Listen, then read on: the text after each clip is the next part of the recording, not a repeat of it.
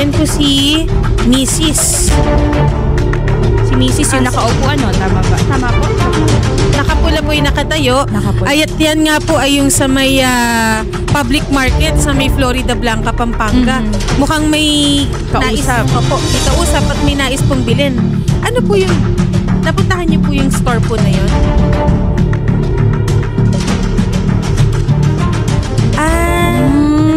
Unang-una po sa lahat, good afternoon po Sir Leonel at Ma'am Magandang Hazel hapon at po. sa inyo pong mga kasama. No? So nakita naman po natin sa video, may kinakausap po ang inyong nanay, ma'am. Si Ma'am Rosalinda, yan nga po, nakikita nyo po sa inyong mga screens ngayong hapon. Ma'am, sino po yung kinakausap ni Ma'am Rosalinda doon? Bakit po siya nandoon? Bali po kasi naniningil po yung nanay ko po. May mga sinisingil po siya dyan. Yung mga kausap niya po, mga sinisingil din po niya. Okay, so nagpapautang ba si mama mo? Opo. Okay, at yung mga sinisingil niya doon, mga tindera, Opo. tama ba? So yung buong doon sa lugar na yun sa Florida Blanca Market ba? Tama po ba? Opo. May mga pautang po siya doon. Opo. Iba-ibang lugar, sir. Opo. At kilala niyo po yung mga pinapautang niya. Opo. So nung araw na October 30, Ma'am Hazel, Sir Leonel, ano po ang paalam sa inyo ni Ma'am Rosalinda? Daily routine niya po pag umaga, aalis po siya ng bahay mga around 8:30 to 9 at pupunta po siya ng palengke ng Florida Blanca Para po maningil. para maningil po. At usually, sir, after nun, ano po yung next niya na ginagawa? Inaabot po siya ng palengke hanggang between 1 to 2, minsan alauna, minsan inaabot po siya ng 2 o'clock. Pero yung usual niya na time na yun, never siyang umabot ng hanggang gabi na Hindi hindi po. nag-detect. Hindi po. May kasama po ba si Ma'am Rosalinda pag naniningil or siya lang po mag-isa? Siya lang po mag-isa. Okay. May dala ba siya, sir, na syempre naniningil siya? May dala ba siya ng malaking halaga pag naniningil siya ng pera? Medyo malaki po ba yung mga napapautang niya? Hindi ko na po na-monitor yung kasi yung nga po araw-araw niya. Yes po. Pero kung meron pong kumukuha sa kanya na bago, doon lang po siya nagdadala. Usually lang po ang dala niya yung mga nasisingil niya po. At medyo may malaking amount po ba yon sa tingin ninyo, sir? Hindi po kasi mga around mga 30 to 40K 30 to 40,000. Dala-dala niya po. Average po yon. Depende pa po kung may nangutang pa na talagang intentional na dadalhin niya for the day. Opo. Ganun po. At nung araw, sir, na October 30, 11:36 po yung video na nakita natin. After 11:36 p.m., meron po AM bang... po, AM. AM. Meron pa po bang nagmensahe sa inyo or nag... Bali Yes, po ma'am. yung video po na yon 10:33 po siya hanggang 10:36 po. Yan lang po kasi yung video na nakuha po namin na CCTV po dun sa palengke.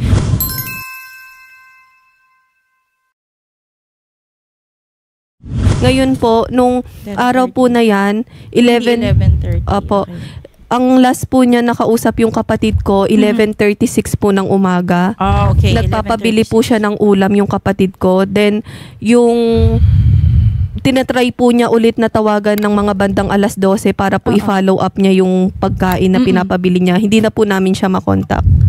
Hanggang sa ngayon, ma'am, Opo, ma'am. nakapatay na po ba yung cellphone? Opo, ma'am. Since October 30 po ng 12 o'clock po, hindi po namin siya makontak. At ma'am, yung 11:30 na yon, after nun, completely silent. Facebook, Messenger, Viber, wala po talaga. Wala po, ma'am. Kamag-anak, ma'am, natanong nyo na po. Wala po talaga, ma'am. Sa mga kaibigan, ma'am, baka po may mga nakakasama si Ma'am Rosalinda doon sa area, natanong na po natin. Wala po, ma'am eh. Wala po kaming na nasasamahan po niya or ano kasi po ang pinagtataka po namin yung 11:36 po natatawagan pa po siya. Pagkadating po ng 12, hindi na po siya matawagan, ma'am. Biglang nawala Opo, na. yun yung inaano po namin. October 30 po yun, election po yun, ma'am eh. Okay. At nung bago pa itong araw na ito, ma'am, Sir Leonel, meron po ba kayong alam na may galit? Kasi syempre pag may pautang, usual naman po talaga, hindi po maiwasan na meron pong mainis, magalit, magtampo pag may sisingilin na. Meron po ba kayong alam na ganun po ang nangyari, sir? Sa tagal po ng aming masasabing negosyo na ganyan po. Sa pagkakaalam ko po, wala kasi lagi ko pong sinasabihan ng asawa ko na iwasan mo may magalit sa'yo. Yung po ang lagi kong sinasabi sa kanya. At kung magalit man po siya, panandalian lang po yung mag-aano, pero after that po talagang very peaceful po siya. Very po siya, kalbanting tao na para sa amin po hindi po siya marunong magalit sa mga kliyente namin. Yes. Yun po ang pagkakaalam namin. Hindi ko lang po alam, baka mayroon po siyang mga hindi nasisingil that day or that time. Yun po ang hindi namin na-monitor sa present. Sa inyo, Ma'am Hazel, wala po naikwento sa inyo ang nanay ninyo? Wala naman po, ma'am. Pero meron po kasi siyang nasabi na meron pong malaking parang hindi po nagbayad sa kanya. Ayun. Mga magkano yan, ma'am? Wala, hindi niya po kasi hindi sinabi Opo, mayroon lang sinabi siya na meron po siyang malaking hindi na nasingil po. Kaya po yun yung parang tinitignan po namin na Anggulo. Yung sa paniningil po niya. Oo, kasi malaking posibilidad din talaga yun, Ma'am Hazel at Sir Leonel, ano, kagaya nga ng sinabi ko, sa ganyang uri ng business, kailangan talaga, marunong ka makisama. Hindi mo alam kung sino ang magagalit sa iyo dyan. Nakipag-ugnayan na po ba tayo sa ating mga kapulisan, sir? Since day one po, ma'am. Ano pong sinabi nila sa inyo? Nakipag-ugnayan na po kami kasi talaga hindi po kami sanay na wala siya. Kaya nung pang day one, nakipag-ugnayan na po kami at ano po ng mga kapulisan after 24 hours pa bago ma-declare na missing. Yes po, opo. Pero humingi na po kami ng konting pabor para magkaroon po ng preliminary investigation at pinagbigyan naman po kami. And so on and so forth po hanggang ngayon nakipag-ugnayan pa rin po kami sa mga kapulisan. So sa ngayon, sir, wala pa po tayong update? Wala pa po. Basta nagtutuloy-tuloy naman po yung kanilang ginagawa sa paghahanap sa nawawala ko pong asawa. Sige po. Kausapin natin yung mismong lead na investigator dito sa pagkawala po ng inyong misis para po malaman natin baka may updates na po. Baka may ibang CCTV footages pa bukod po dun sa naipakita natin kanina. Isang magandang hapon po, Police Staff Sergeant Paul Tagle. Sige, ma'am. Yes, good afternoon, Staff Sergeant Tagle. Si Attorney pa po ito ng ACT-CIS Party List. Sir, nandito po sa ating studio live si Sir Leonel at si Ma'am Hazel at si Sir Hans, ang pamilya po ng nawawalang si Ma'am Rosalinda Burgos.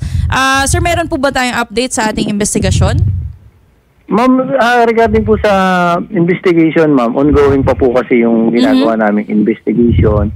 So, naki-coordinate na po kami doon sa dinalupihan but MPS, ma'am, regarding, ma'am, kasi allegedly may mga witness po kasi nagsasabi, ma'am, na doon po daw siya nakitang huli after niyang nawala. Okay. At sino po yung huling kasama niya, sir? May nakita bang may kasama siya bago siya nawala? Yung paalis na siya? Ma'am, wala pong nakita kasi. Wala pong nag-witness, ma'am, na nakitang kasama siya. Ang sabi lang po kasi ng mga witnesses, ma'am, na nakausap namin. Although hindi pa siya confirm, ma'am, nag-base lang din sila sa resemblance ng pictures at nung description. Meron po kami hawak na mga witness. Yes, sir. Na nakita daw po itong si Mrs. Burgos sa bandang Dinalupihan, Bataan. Bataan, sir? Yes, ma'am, sa Dinalupihan daw po. Noong November 2. November 2. Okay. Sir Lionel, meron ba kayong kamag-anak sa Bataan? Dinalupihan. Bataan daw po. Kamag-anak, kaibigan? Sa pamilya niya po, bandang Bataan, meron po siyang mga kapamilya doon. Oh, so sa Dinalupihan ba, sir? Sa Dinalupihan po, wala po akong alam. Pero sa Bataan meron. Po. Okay, so posibleng lead yun, Staff Sergeant Tagle. Yes, ma'am. Opo, ma'am. Yes, ma'am. Pero, yes po. ay, sorry po. Pero Yes, po ma'am. kasi wala po kasi talagang CCTV na ang dami na po kasi namin din tinignan doon sa may Bataan na wala pong CCTV na kahit makita lang po sana namin yung nanay po namin, yung mga nagsasabi po na Pero ganun. nakausap niyo na po ba ang mga kamag-anak niyo sa Bataan side? Opo. Ano po ang sinabi nila? Tumutulong din po silang humahanap Wala po. din pong lumapit sa kanila. Hindi po lumapit sa kanila si Ma'am Rosalinda. Okay. Ito po ay base naman po sa investigasyon ng ating mga pulis at may witnesses po sila. So tignan natin kung saan to dadalhin, ano? Police Staff Sergeant Tagle. Yes, ma'am. Yes, ma'am. Sir, so itong sinasabi nyo na nakita sa Dinalupihan, Bataan, ilan pong witnesses ang nakakita kay Ma'am Rosalinda doon ng November 2? Ma'am, based po doon sa ginathered naming information. Yes po. November 1 po kasi, ma'am, meron po kaming mga pulis doon na nakapads na nakita siyang naglakad doon. Ibang pulis po yun, ma'am. May mga pangalan po kaming hawak. Yes Yung po. resemblance po kasi nung description po ni Ma'am Rosalinda is nakita siya. Then, after po noon, the following day, November 2, nakita rin po siya doon sa near adjacent barangay kung saan po siya nakita ng mga pulis.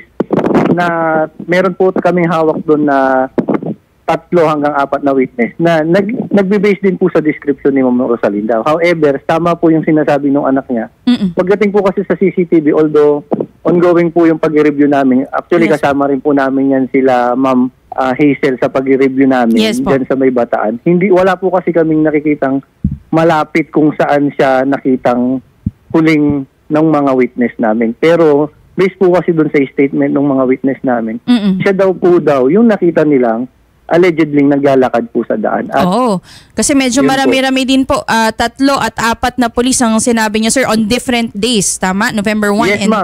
Opo, ma'am. Yan po yung sinasabi namin. Ngayon, ma'am, dito po sa instruction din po nung hepe namin, ma'am, continuous pa rin po, ma'am, yung pag-gather namin na investigation. In fact, ma'am, last 3 days ago, last week, gumawa po siya ng sulat, address po sa court, para kung pwede po is mag-gather din po kung sino yung pwedeng last phone call niyang kausap. Ang fortunately, ma'am, pinapalo po namin sa RTC Guagua. Wala pa po kasi silang response. Yes, sir. Siyempre, depende din po yan sa availability ni Judge at kung ano po yung magiging resolution. Meron po kaming hawak na documents, ma'am. Lahat po kasi ang instruction po kasi namin, ni Happy po sa amin, lahat ng necessary means gamitin namin para lang mahanap po si Mrs. Burgos. Natignan niyo na rin po ba, Police Staff Sergeant Tagle, yung anggulo ng mga pinapautang nitong si Ma'am Rosalinda? Kasi nabanggit nga po ng pamilya na meron po silang business, maliit na business po, na nagpapautang si Ma'am Rosalinda sa ilan pong mga businesses dyan sa Florida Blanca. Nakausap nyo na po ba, sir, itong mga may utang po sa kanila? Yes, ma'am. Actually, in coordination din po sa family, papasalamat po kami at tumulong din sila. Sinabi po nila sa amin yung mga pinakamalaking pinagutangan ni Ma'am Rosalinda. Okay. So, on that note, gumawa kami ulit ng action. Pinatawag po namin sila. Ito yung mag-asawa. Hindi ko na lang po muna siguro yung pangalan. Pasensya na, mama. Wala pong problema. Pero nagpatawag po kami ng 3 personality. Pinaproceed po namin sa police station. Involuntary naman po is sinabit po nila yung sarili na for the conduct of investigation. Nagharap-harap po sila sa office. Nandun po yung mga investigator namin tsaka yung deputy namin. Nagkaroon po ng usapan doon. So, at ayon sa investigasyon niya, sir, may alibay ba sila nung mga panahon na nawala po si Ma'am Rosalinda? Bina-crowd check po namin sila. Maring po kasi nila talagang tinatanggi na may kinaunayan doon sa pagkawala ni Ma'am Rosalinda. However, pagdating po doon kasi sa utang, na nakita naman po ng family, lumabas naman po talaga na may mga utang tong pina-invite namin. Kaso yung nagkausap naman po yung family tsaka yung napag-utangan. Sa assessment mo, Ma'am Hazel, tingin mo ba may involvement itong may pinagkautangan sa inyo na medyo malaki? Honestly po, ma'am, kasi marami pong inconsistencies na sinasabi sila. Hindi po nila inaamin, dinideny po nila yung mga sinasabi po namin. Meron po kaming mga logbook ng utang. Opo, which is pwede po yun nakatunayan na talagang may utang sila, and dinideny po nila yun, ma'am. And yung mag-asawa po kasi and yung isa din po, so iba sila ng sinasabi. Magkaiba po sila ng sinasabi, ma'am. Okay. So doon pa lang, Staff Sergeant Tagle, hindi naman po natin pinipinpoint na sila. Hindi naman din natin masigurado at this point dahil nakita nga daw po sa Bataan ng November 1 and 2. Ano? Pero siguro, Staff Sergeant Tagle, tignan natin yung angulo nung posibilidad na... Yes, ma'am. Yes, ma'am. Oo, baka isa doon sa mga sinasabi nila, Ma'am Hazel. Kasi pamilya naman po ang mas makakaalam yan kung sino po yung kanilang mapaghihinalaan dahil sila yung nakakaalam ng background ni Ma'am Rosalinda at kung sino yung mga nakakausap niya. So, maging siguro thorough po tayo, Staff Sergeant Tagle, and I believe... Opo, ma'am. Opo, ginagawa nyo naman po yan dyan sa Florida Blanca. Opo. In fact, ma'am, madagdag ko lang, ma'am, yes, yung pagdating po doon sa mag-asawa tsaka yung isang nakapag-utangan. Nagkandak po kami ng background check. Chinek po namin yung CRAS base namin. Nagkandak din po kami ng validation sa barangay. Nagkandak din kami ng validation sa MPS, yung Municipal Police Station nila, kung may bad record sila.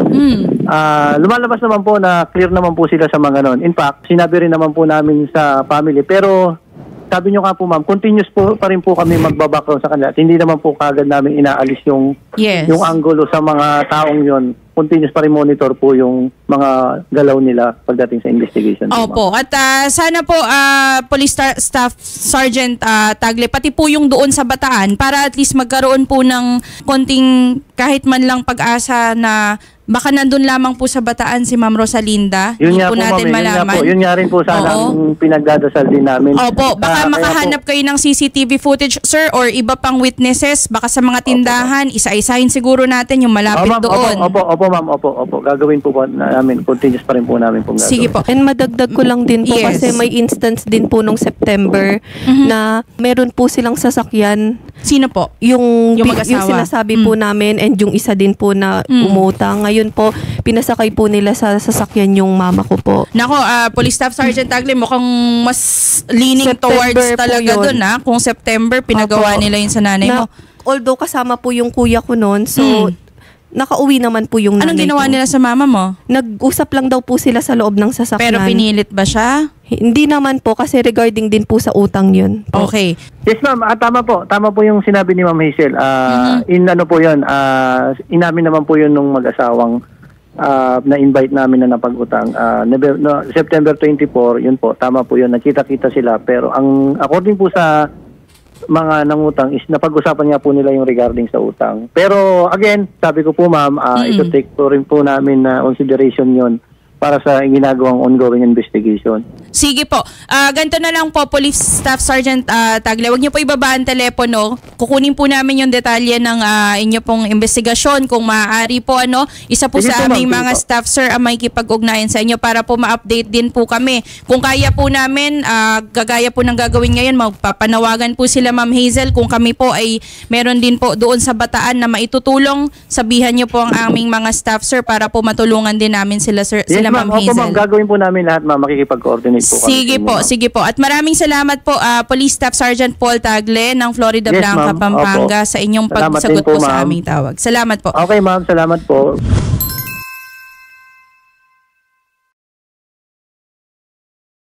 Elaboration lang po, Yes ma'am, po.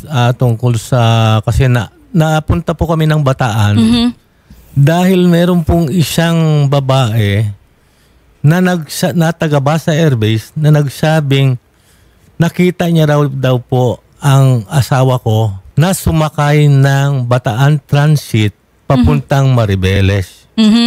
Kaya since that po, that was November 1, Yes po, opo. nasabi sa amin na So doon po, since masyado na po kami, doon po kami napunta sa parting Bataan, doon po kami nag-concentrate kasi nasabi nung babae na nakita niya daw according sa kanya po. Yes po. At nung sinundan po namin yung Bataan Transit, since that day, medyo wala po kami, nakipag-coordinate na po ako sa Chief of Police ng Maribeles kasi doon po ang last destination ng Yes po. bus transit.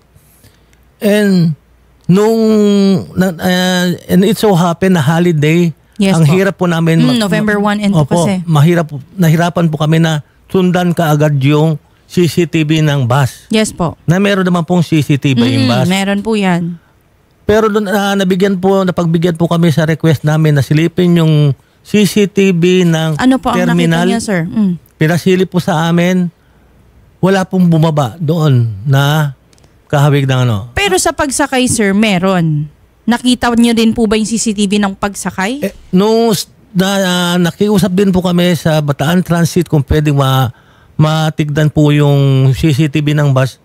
At after some days, napagbigyan po kami. At sinilip po ng anak ko magmula San Fernando, Pampanga hanggang Bataan Transit kasi po nakatutok yung camera ng bus sa istribo ng pagbabaan. Yes yung po. sagdan po ng bus. Sa kanya pong nakita, wala po siyang nakitang bumaba. Sa isang araw, November 1. November 1 po na yun ang sinabi po nung witness. Nakakita. Okay, sige. Ganito po, Sir Lionel. Maaari po kasi baka may iba pa palang bus. Ito po ba, nakita niyo po ba lahat po ng buses na CCTV or isang bus lang po ang pinag-uusapan natin? Kasi po nasabi po nung nag-witness na kasabay. O kasabay niya sa bus na yon. At dinescribe niya pa rin po yung mga damit. Nag-match naman po. Hindi po nag-match. Okay, so hindi talaga nag-match. Pero bukod pa po kasi dyan sa babae, ang nabanggit po ng ating mga kapulisan, sir, may 3 at 4 na pulis on different days. Nagsabi po, nakita nila matching description kay Ma'am Rosalinda. So, kaya po tayo, tinitingnan din natin yung angulo bukod po doon sa Florida, Pampanga. Hindi po natin nililet go yun, lalo na at meron po kayong prior incident, prior experience doon sa isang tao po na yun, doon sa mag-asawa. Hindi natin nililet go yun, pero tignan din natin yung angulo, sir, ng Bataan. Kasi baka naman po, yun nga, nasa dinalupihan lang si Mrs. Hindi po natin alam, baka po may pinagdadaanan lamang or baka nasa kamag-anak. Try natin, sir, yung angulo din po na yun. At saka pangalawa po, doon sa description nila regarding sa damit, iba na po yung damit. At iba-iba rin po yung description ng iba-ibang tao. ng damit ng mga nakakita.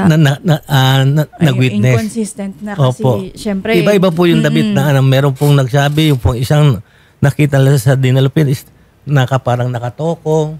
Yung isa naman nakapantalon, ganun po. Yung isa naman po nagsabing yung pong nakakita sa Dao Mabalacat Terminal, sabi niya naka-rubber shoes, naka-bell bottom na. Hindi po nagsusuot ng rubber shoes yung misis ko. Okay. Siguro po ganito, Sir Lionel. This is your opportunity at kayo din po, Ma'am Hazel, Sir Hans, na i-describe po kung ano po yung huling nasuot ni Ma'am Rosalinda bago po siya mawala ng October 30.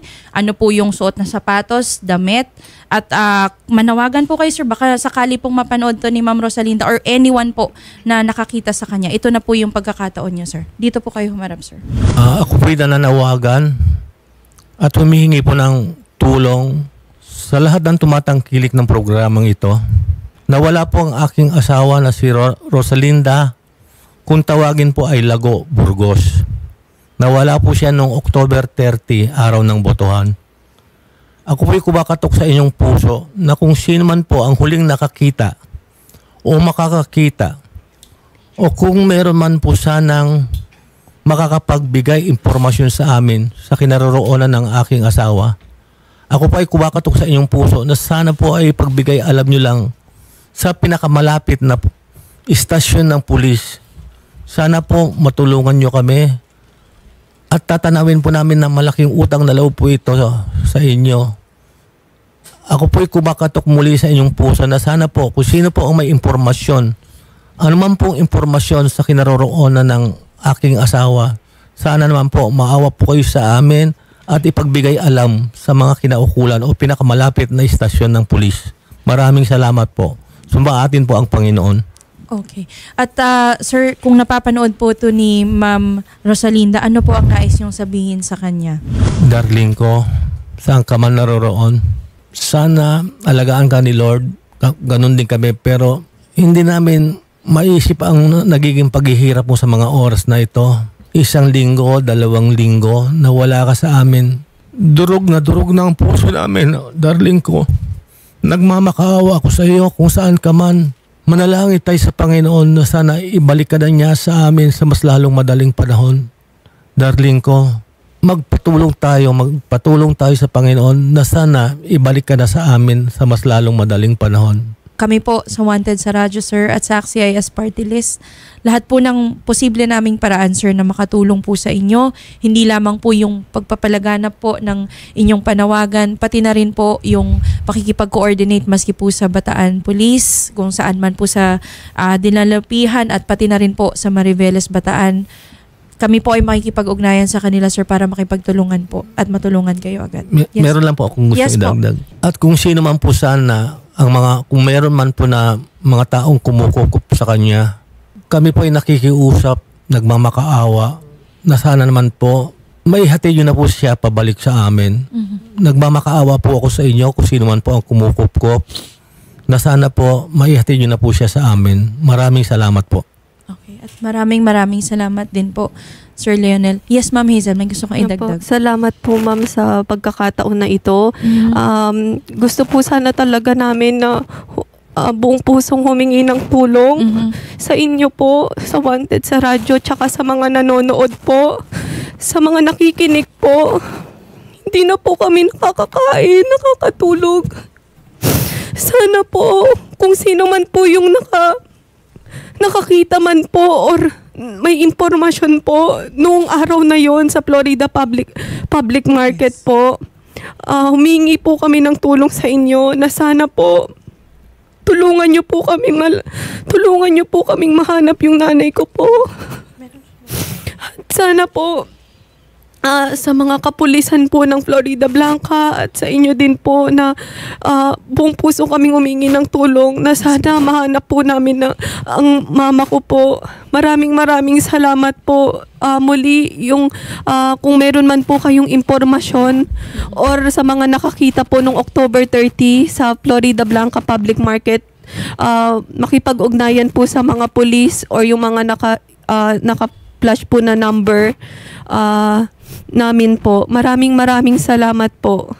At ma'am, sir, maraming salamat po sa pagtitiwala sa Wanted sa Radyo, sa tanggapan po ni Senator Idol, at makakaasa po kayo na buong buo po ang aming suporta at tutulong po kami para mahanap po si Ma'am Rosalinda. Dasal po namin na magpakatatag kayo na buong pamilya po, sir. Maraming salamat po. Thank you so much. Maraming salamat po. Ay, baka kayo, sir, wala na po. Okay po. Sige po. Ma'am, mag-coordinate po yung isa sa aming mga staff para po magkaroon tayo ng update on each other. No, kagaya po ng nabanggit ko, makikipag-coordinate din po kami with the Pampanga Police and the Bataan Police para ma-update din po kayo. Salamat po ulit. Thank you so much. Maraming salamat po. Salamat po. Salamat po. Magandang hapon po. Salamat po. Magandang At muli po sa ating mga kapatid, mga kababayan na nakakapanood po nito ngayon, kung kayo po ay may impormasyon kay Ma'am Rosalinda Burgos, huling namataan po noong October 30, 11:36 ng umaga sa Florida Blanca Public Market. Maaari po kayong makipag-ugnayan sa Wanted sa Radyo or doon po sa mga numero na naka-flash sa inyong screen para po magbigay alam kung saan po or nasaan na si Ma'am Rosalinda Burgos.